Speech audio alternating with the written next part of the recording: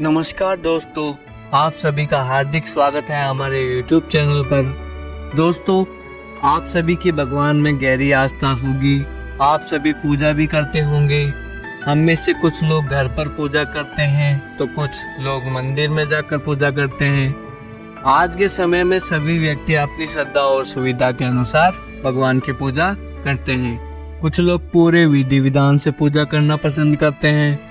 पूजा में बहुत सारी सामग्री का प्रयोग किया जाता है। उसमें नारियल का अपना अलग महत्व है। कई अनुष्ठानों में तो नारियल के बगैर पूजा अधूरी मानी जाती है। इसके अलावा कोई नया या शुभ काम करने के दौरान भी नारियल फोड़ने का चलन है। लेकिन क्या कभी आपने सोचा है कि पूजा में नारियल का इतना महत्व क्यों है, या किसी कार्य की शुरुआत से पहले नारियल क्यों फोड़ा जाता है? नारियल को पुरुषों के द्वारा ही क्यों फोड़ा जाता है और स्त्री द्वारा नारियल फोड़ना वर्जित क्यों माना गया है? तो दोस्तों, आज के वीडियो में आपको इन्हीं इंटरेस्टिंग प्रश्नों के जवाब मिलने वाला है। तो हमारे साथ वीडियो के अंत तक बने रहे। और अगर हमारा ये वीडियो आपको पसंद आए तो प्लीज़ वीडियो को लाइक और शेयर जरूर करें।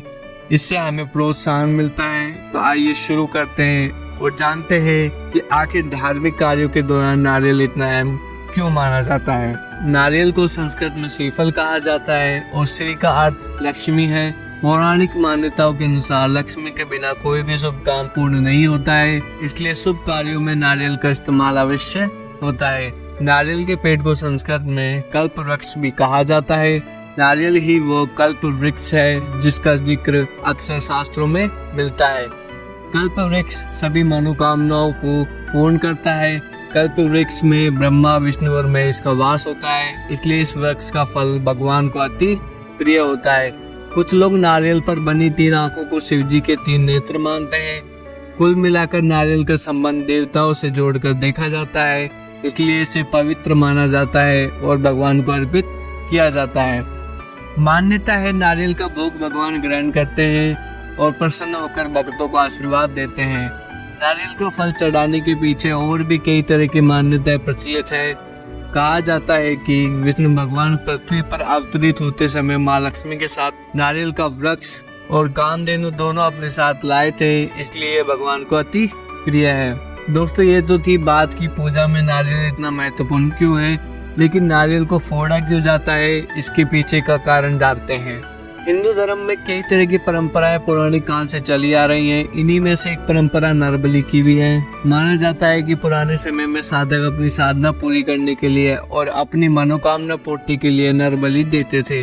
बाद में इस प्रथा को बंद कर दिया गया और नर की जगह नारियल की बलि दी जाने लगी, क्योंकि नारियल को नर का प्रतीक माना जाता है। इसके ऊपर के बुच को बाल, इसके सख्त हिस्से को खोपड़ी और पानी को रक्त की संज्ञा दी जाती है। नारियल एक सख्त सतह और फिर एक नरम सतह होता है और फिर इसके अंदर पानी होता है जो बहुत पवित्र माना जाता है। इस पानी में किसी भी तरह की कोई मिलावट नहीं होती है। नारियल भगवान गणेश का पसंदीदा फल है, इसलिए नया घर या नई गाड़ी लेने पर फोड़ा जाता है। इसका पवित्र पानी जब चारों तरफ फैलता है तो नकारात्मक शक्तियाँ दूर हो जाती हैं। दोस्तों, अब हम आगे बढ़ते हैं अपने अगले प्रश्न पर कि आखिर महिलाएं क्यों नहीं तोड़ती है नारियल।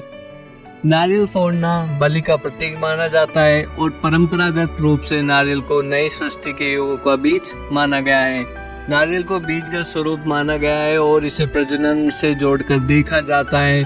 महिलाओं को ईश्वर ने संतान को जन्म देने की शक्ति प्रदान की है, इसलिए स्त्री को उत्पत्ति की कारक माना गया है। यही कारण है कि महिलाओं के लिए नारियल फोड़ना वर्जित कर्म माना गया है। दरअसल ऐसा माना जाता है कि नारियल एक फल नहीं बल्कि बीज है। बीज से ही किसी बच्चे का जन्म होता है। महिलाएं भी शिशु को जन्म देती हैं, ऐसे में वो बीज को नुकसान कैसे पहुंचा सकती हैं, इसलिए उन्हें नारियल फोड़ने से रोका जाता है। मान्यता ये भी है कि नारियल भगवान विष्णु की ओर से भेजा गया पृथ्वी पर पहला फल है और इस फल पर सिवाय लक्ष्मी जी को छोड़कर और किसी का हक नहीं है, इसलिए पराई स्त्रियों को नारियल फोड़ने से रोका जाता है। आप सभी का धन्यवाद कि आप हमारे इस रोमांचक और ज्ञानवर्धनकारी यात्रा में हमारे साथी बने रहे। आप सभी से निवेदन है कि अगर आपने अभी तक हमारे चैनल को सब्सक्राइब नहीं किया है तो कृपया करके सब्सक्राइब करें, ताकि आप हमारे आने वाले रोमांचक वीडियो से भी जुड़े रहें। फिर मिलेंगे एक नए वीडियो के साथ। धन्यवाद।